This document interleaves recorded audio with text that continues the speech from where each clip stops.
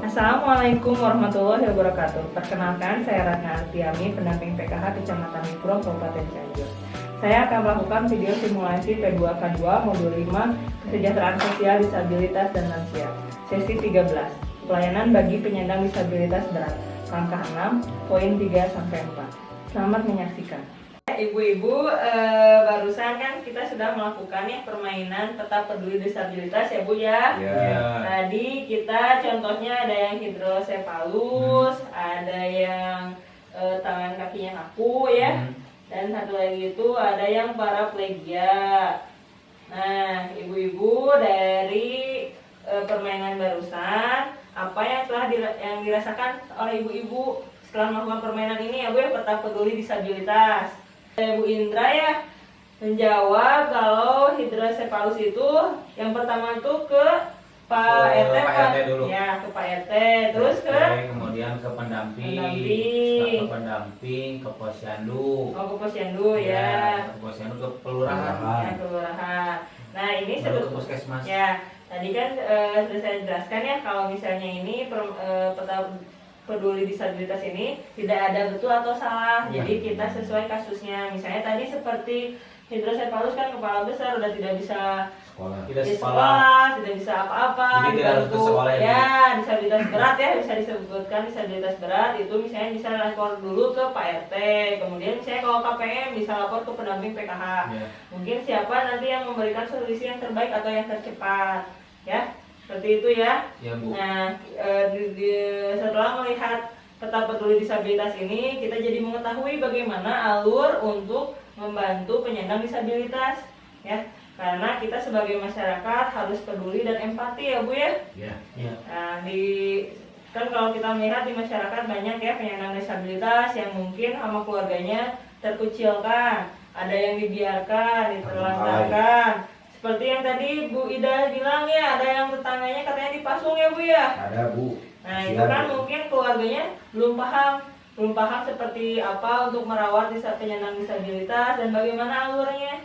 Alur misalnya untuk merawatnya atau misalnya ini harus lapor kemana, sedangkan kita kan tahu ya tadi harus lapor dulu ke RT misalnya atau dibawa dulu ke posyandu ataupun ke puskesmas.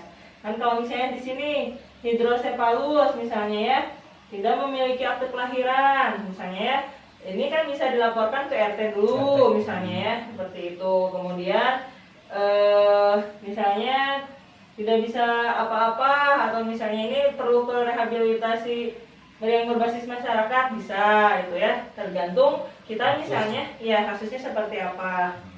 Nah kita sebagai masyarakat harus mampu membantu dan memberikan pertolongan karena penyandang disabilitas ini harus terpenuhi hak-haknya ya. Nah terkadang kan keluarga itu ada yang misalnya terbentur oleh biaya untuk perawatan, sehingga kan ini ada yang cuma sekali seperti itu ya. Selanjutnya kita akan membaca flip chart flip chart pelayanan disabilitas berat di masyarakat ya. Kalau ini di buku pintar di halaman 9 ya Bu ya. Halaman 9. Ya, di halaman 9. Ini ya, kita baca bersama-sama untuk judulnya. Pelayanan disabilitas berat di masyarakat. Ya, siapa yang mau membaca untuk poin nomor 1? Saya Bu ya. Ya, mangga. Nah, 2 poin aja deh. 2 ya. Ya, 2 poin. Memudahkan penyandang disabilitas dalam pembuatan akte kelahiran, KTP, BPJS Kesehatan. Yang kedua, memberikan informasi terkait dengan akte kelahiran ataupun KTP dari RT, RW, atau kelurahan.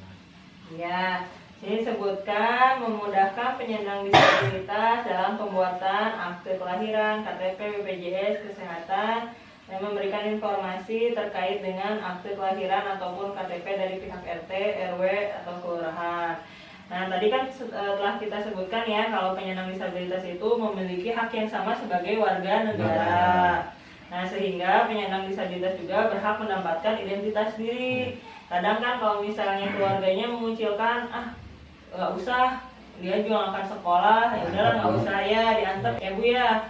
Misalnya nggak usah dikasih akte kelahiran karena nanti juga akan sekolah. Nah sebetulnya kan mereka juga disabilitas ya punya hak mendapatkan identitas.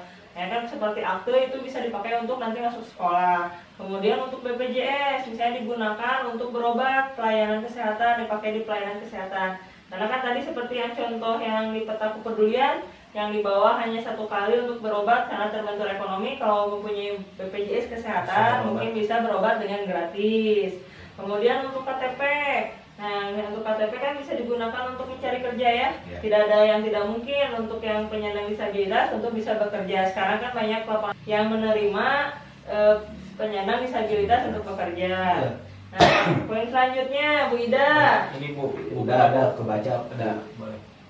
Poin 3 ya Bu ya. Ya. Memberi kemudahan penyandang disabilitas berat untuk menggunakan sarana atau prasarana umum di masyarakat. Contohnya masjid, musola, gereja yang dapat dilalui oleh difabel. Ya. Terus parkir tempat umum khusus difabel, pintu mudah dibuka, ditutup dan dilalui oleh difabel, pembuatan ram toilet khusus untuk difabel. Ya, terima kasih Bu Ida ya. Ini disebutkan memberikan kemudahan kepada penyandang disabilitas untuk menggunakan sarana dan prasarana umum di masyarakat seperti masjid atau gereja yang dapat dilalui oleh difabel. Kemudian parkir tempat umum. Nah ini kan seperti kalau misalnya di masjid biasanya suka banyak tangga ya. Nah itu biasanya kalau untuk difabel biasanya ada, kalau untuk yang pakai kursi roda ada tangga khusus tanpa yang anak tangga yang terpisah biasanya. Kalau misalnya tempat parkir biasanya lebih luas karena misalnya takutnya yang pakai kursi roda tidak bisa langsung keluar dari mobilnya seperti itu. Ataupun misalnya di trotoar kita kadang suka melihat ya ada yang garis kuning di tengah, itu biasanya untuk yang difabel ya. Misalnya nanti ada di situ kan kotak-kotak kayak gitu, itu sebagai tanda untuk jalan. Nah kemudian seperti pintu yang mudah dibuka tutup dan pembuatan ram di toilet khusus untuk difabel. Itu juga toilet khusus biasanya ruangannya lebih besar, jadi ruang geraknya lebih besar, sehingga memudahkan untuk penyandang disabilitas untuk menggunakan sarana prasarana, sehingga harus ramah ya, ramah penggunaannya untuk penyandang disabilitas. Nah kemudian yang selanjutnya yang paling Bu Ida lagi boleh. Memberi kesempatan bagi penyandang disabilitas untuk mengikuti kegiatan kemasyarakatan di lingkungan.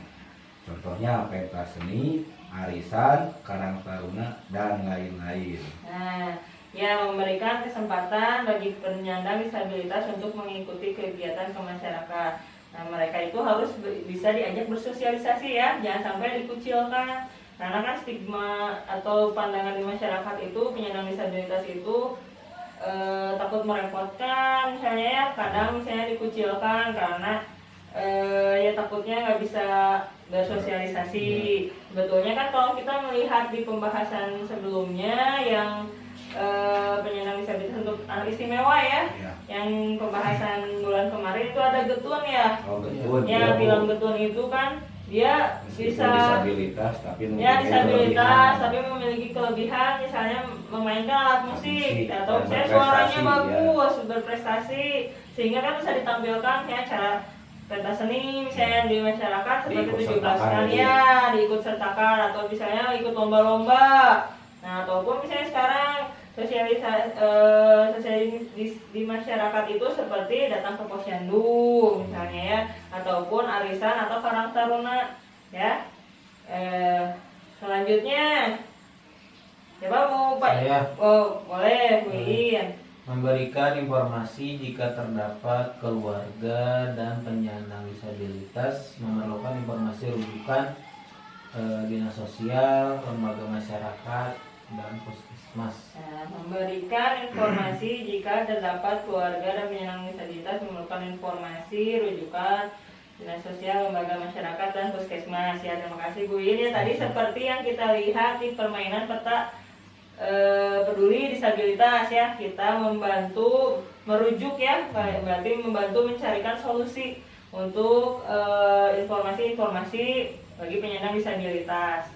Nah, pelayanan disabilitas berarti masyarakat ini kan dikarenakan masyarakat memiliki peranan penting terhadap pemenuhan tanggung jawab penyandang disabilitas. Jadi tidak hanya keluarga saja yang memiliki tanggung jawab, tapi masyarakat juga harus membantu dan memudahkan penyandang disabilitas dalam pelayanan seperti rujukan, misalnya informasi-informasi yang harus diketahui oleh penyandang disabilitas. Nah, masyarakat juga perlu peduli ya, karena harus memudahkan penyandang disabilitas untuk menggunakan sarana prasarana umum ya, dan serta dilibatkan dalam kegiatan masyarakat tanpa memberikan pandangan yang negatif. Demikian video simulasi yang telah saya sampaikan. Atas perhatiannya saya ucapkan terima kasih. Assalamualaikum warahmatullahi wabarakatuh.